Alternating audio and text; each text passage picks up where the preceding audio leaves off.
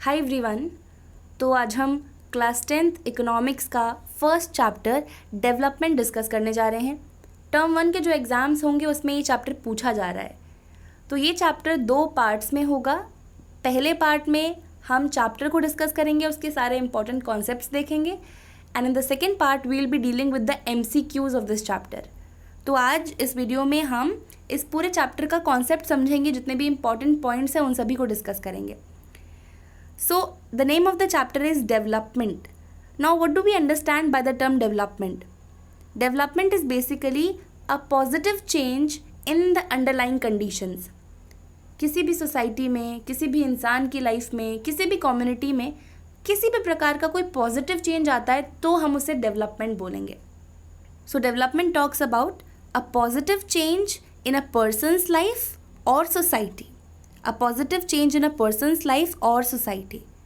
जब भी underlying conditions में किसी भी प्रकार का कोई पॉजिटिव चेंज आए वो डेवलपमेंट कहलाता है। Now the second thing is different people have different developmental goals. यानी कि हर इंसान के लिए डेवलपमेंट का मायना अलग अलग होता है। मान लो एक गांव में किसान रह रहा है और एक शहर में एक आदमी है जो अनएम्प्लॉयड है। इन दोनों ही लोगों के लिए डेवलपमेंट का मायना अलग अलग होगा। जो किसान है उसके लिए डेवलपमेंट क्या होगी कि जो मेरी फसल है वो मुझे अच्छा सा प्रॉफिट दे, मेरे बच्चों को अच्छी एजुकेशन मिल पाए, हमारा घर खुशहाल रहे। और अर्बन एरिया में अगर कोई अनएम्प्लॉयड बंदा है तो उसके लिए डेवलपमेंट क्या होगी कि भाई मुझे एक स्टेबल जॉब मिल जाए, मेरे को एक अच्छा खासा घर मिल जाए, मैं अपने मम्मी पापा की जो भी बेसिक नीड्स हैं, अपनी फैमिली की जो बेसिक नीड्स हैं वो सब पूरी कर सकूं। तो यहाँ पर दोनों के लिए डेवलपमेंट का मायना अलग अलग है। इसी प्रकार से हर एक इंसान की लाइफ में डेवलपमेंट का मायना अलग होता है। सबके अलग अलग डेवलपमेंटल गोल्स होते हैं। Now developmental goals of one may be conflicting और डिस्ट्रक्टिव फॉर अदर। अब एक इंसान के लिए जो डेवलपमेंटल गोल हैं वो दूसरे के लिए डिस्ट्रक्शन भी हो सकते हैं। कैसे? मान लो एक एरिया है, वहाँ पे किसी इंडस्ट्रियलिस्ट को इंडस्ट्री बनानी है, and in order to make that industry he has to cut down all the forest. सारे पेड़ काटने पड़ेंगे इंडस्ट्री बनाने के लिए। अब उस इंसान के लिए जो इंडस्ट्री बना रहा है उसके लिए तो ये डेवलपमेंट है, because he is making industry, उसके लिए ये डेवलपमेंट है। पर अगर उस फॉरेस्ट रीजन में कोई ट्राइबल कम्युनिटी रह रही होगी तो उनके लिए डिस्ट्रक्शन हो जाएगा। यहाँ क्या हो रहा है? इंडस्ट्रियलिस्ट के लिए जो डेवलपमेंट है वो ही ट्राइबल कम्युनिटी के लिए डिस्ट्रक्शन का काम कर रही है। तो यही बात, ये पॉइंट डिस्कस करता है कि एक इंसान के लिए जो डेवलपमेंट हो, क्या पता वो किसी और के लिए डिस्ट्रक्शन भी हो। अगला कॉन्सेप्ट है मटेरियल गोल्स का। मटेरियलिस्टिक गोल्स में आ जाते हैं आपके पैसा, decent price for any good और सर्विस। ये सारे मटेरियलिस्टिक गोल्स होते हैं। Anything which is associated with material, वो मटेरियलिस्टिक गोल्स में आते हैं। मटेरियलिस्टिक गोल्स तो हैं हमारी लाइफ में इम्पॉर्टेंट, बट साथ में नॉन मटेरियलिस्टिक गोल्स भी उतने ही इम्पॉर्टेंट है। नॉन मटेरियलिस्टिक गोल्स में आ गई equality, freedom, equal treatment. So we can conclude materialistic as well as non materialistic goals both are important for our survival. And for development, we need both material and non-material goals in our life. Now, different people have different and conflicting ideas about a country's development. किसी एक country के development के लिए अलग अलग लोगों का अलग अलग मानना होता है ना? सब लोग अलग अलग तरीके से सोचते हैं इस चीज़ को कि ये कंट्री ज़्यादा डेवलप्ड है किसी अलग पैरामीटर से, ये डेवलप्ड है किसी अलग पैरामीटर से। हर एक इंसान के सोचने का तरीका अलग अलग होता है। तो there must be one fair parameter जिसके बेसिस पे हम सभी कंट्रीज़ की डेवलपमेंट को जज कर सकें। अगर आपको एक क्लासरूम में जज करना है कि कौन सा बच्चा पढ़ाई में ज़्यादा अच्छा है तो तुम उनके रिपोर्ट कार्ड ही देखोगे ना, उनकी हाइट और वेट तो नहीं नापोगे। तो वैसे ही अगर आपको किसी कंट्री की डेवलपमेंट देखनी है तो उसके लिए अलग अलग पैरामीटर्स का इस्तेमाल करना पड़ेगा इन ऑर्डर टू सी कि कौन सी कंट्री कितनी डेवलप्ड है। And for comparing different countries, different criterias are used, जैसे कि total income, per capita income और UNDP यानी कि यूनाइटेड नेशंस डेवलपमेंट प्रोग्राम, इसने भी एक क्राइटेरिया दिया है किसी भी कंट्री में कितना डेवलपमेंट हुआ है, कितनी डेवलप्ड वो कंट्री है, इस चीज़ को जज करने के लिए अलग अलग पैरामीटर्स, क्राइटेरियाज होते हैं। सबसे पहला क्राइटेरिया है टोटल इनकम का। Total income of the country means उस कंट्री में जितने भी लोग काम कर रहे हैं उनकी टोटल इनकम, नाम ही सजेस्ट कर रहा है, जितने भी लोग एक कंट्री में रहते हैं उन सब की टोटल इनकम कितनी है, इस तरह से तुम एक कंट्री को जज कर सकते हो। दूसरा पैरामीटर है एवरेज इनकम, यानी कि total income of the country divided by it's total population. एक कंट्री में कितने लोग कितना पैसा कमा रहे हैं अपॉन उस कंट्री में टोटल लोग कितने हैं, दैट इज़ एवरेज इनकम। पर बात यह है, ये जो टोटल इनकम और एवरेज इनकम वाला क्राइटेरिया है, ये इतना क्लियर इन्फॉर्मेशन हमें नहीं प्रोवाइड करता। टोटल इनकम जो है ये पूरी कंट्री की बात करती है ना, कि पूरी कंट्री में जितने भी लोग हैं उन सभी की इनकम्स का सम टोटल इनकम कहलाएगा। तो इससे हमें पता नहीं चलेगा कि कौन सी कंट्री में गरीब लोग ज़्यादा हैं, कौन सी कंट्री में अमीर लोग ज़्यादा हैं। ये पूरा क्लियर बातें नहीं बताएगा हमें। And same goes with average income also. Average income हमें नहीं बताती कि how the income is distributed among the people, कौन इंसान ज़्यादा कमा रहा है, कितने % लोग कम कमा रहे हैं, कितने लोग पॉवर्टी लाइन से नीचे हैं, कितने लोग पॉवर्टी लाइन से बहुत ऊपर हैं, कितने लोग रिच हैं। ये सारी बातें टोटल इनकम और एवरेज इनकम वाला क्राइटेरिया हमें नहीं जस्टिफाई कर पाता। तो इसलिए UNDP ने क्या किया, अलग अलग कंट्रीज़ को जज करने के लिए कि उनमें कितनी डिग्री ऑफ डेवलपमेंट हुई है, पर कैपिटा इनकम वाला कॉन्सेप्ट, और साथ में एजुकेशन और health status of the country. कोई कंट्री कितनी डेवलप्ड है इसको जज किया जाएगा उसके पर कैपिटा इनकम से, उसकी एजुकेशन से और उसके हेल्थ स्टेटस से, और ये होगा एक फेयर जजमेंट। तो UNDP जो है अलग अलग क्राइटेरियाज़ का इस्तेमाल करता है, जैसे कि per capita income, education and health status of the country. इससे क्या होता है, fair judgement. So we can say UNDP अलग अलग कंट्रीज़ को कंपेयर करने के लिए मटेरियलिस्टिक क्राइटेरिया का भी इस्तेमाल करता है और नॉन मटेरियलिस्टिक क्राइटेरिया का भी इस्तेमाल करता है। मटेरियलिस्टिक क्राइटेरिया में आ गया आपका per capita income. Per capita income is basically average income, total income divided by total population of the country. तो per capita income materialistic criteria हो गया, और एजुकेशन हेल्थ स्टेटस ये नॉन मटेरियलिस्टिक क्राइटेरिया हो गया। तो UNDP ने जो ये क्राइटेरिया दिया है ये किसी भी कंट्री की डेवलपमेंट को जज करने के लिए बेस्ट क्राइटेरिया है। इसके बाद आता है एक नया concept which is infant mortality. Infant mortality rate मतलब मान लो एक कंट्री में एक साल में 1000 बच्चे पैदा हुए हैं, तो उन 1000 बच्चों में से कितने बच्चों की डेथ हो गई एक साल की उम्र पूरा करने से पहले पहले। फिर से सुनो, इन्फेंट मोर्टेलिटी मतलब 1000 बच्चे अगर पैदा हुए तो उन 1000 में से कितने बच्चों की डेथ हो गई एक साल की उम्र पूरा करने से पहले पहले, वो होता है infant mortality rate. Now the next concept is literacy rate.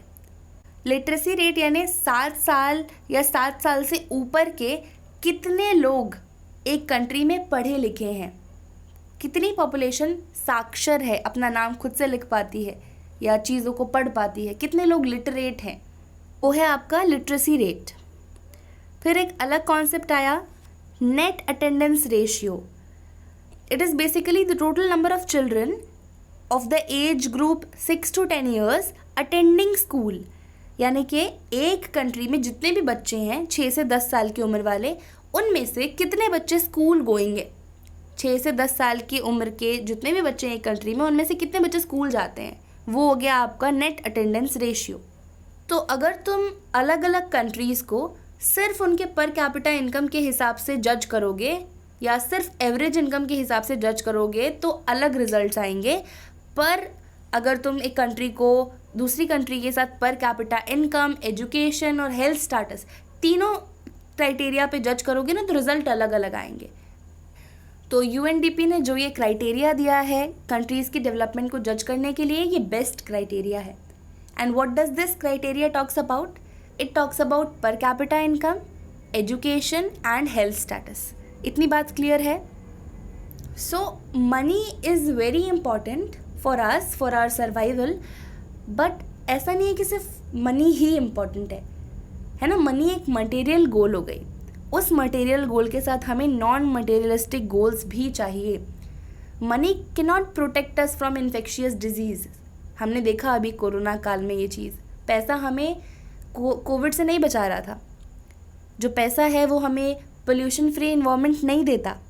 पैसा जो है वो हमें अडल्ट्रेशन यानी मिलावट जो हो रही है खाने पीने में उससे नहीं बचा रहा। पैसा इम्पॉर्टेंट है पर उसके साथ और भी गोल्स इम्पॉर्टेंट है।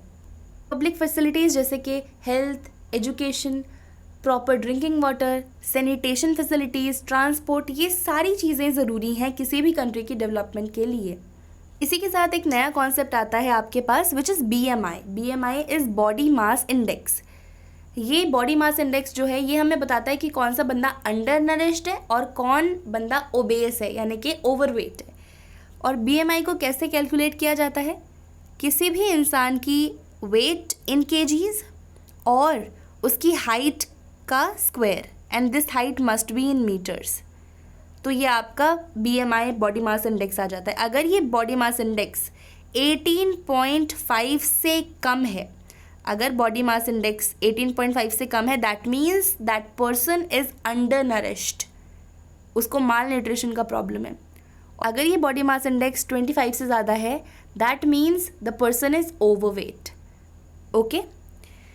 UNDP publishes Human Development Report for comparing countries based on per capita income, educational level and health status.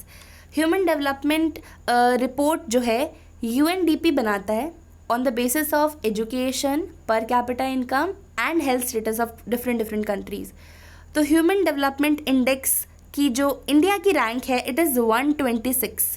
इस पूरी दुनिया में Human Development Index में इंडिया 126 रैंक कर रहा है, काफ़ी पीछे हैं हम अभी।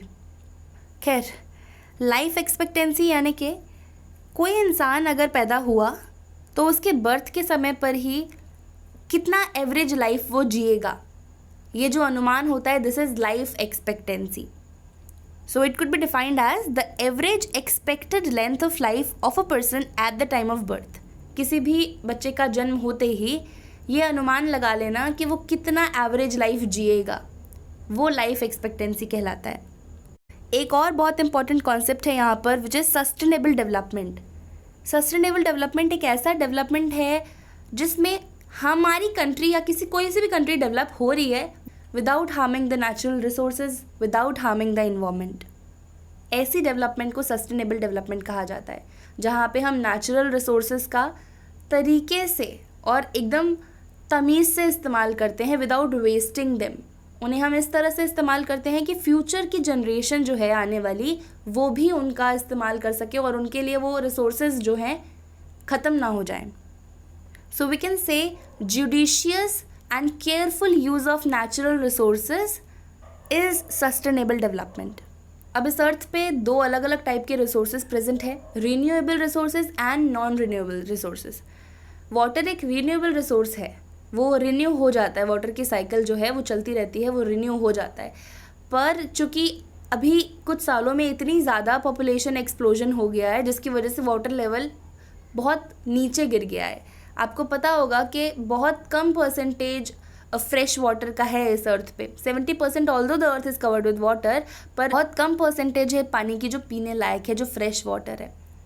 तो पिछले कई सालों में पॉपुलेशन एक्सप्लोजन की वजह से और हमारी केयरलेसनेस की वजह से वाटर का लेवल काफ़ी नीचे जा चुका है।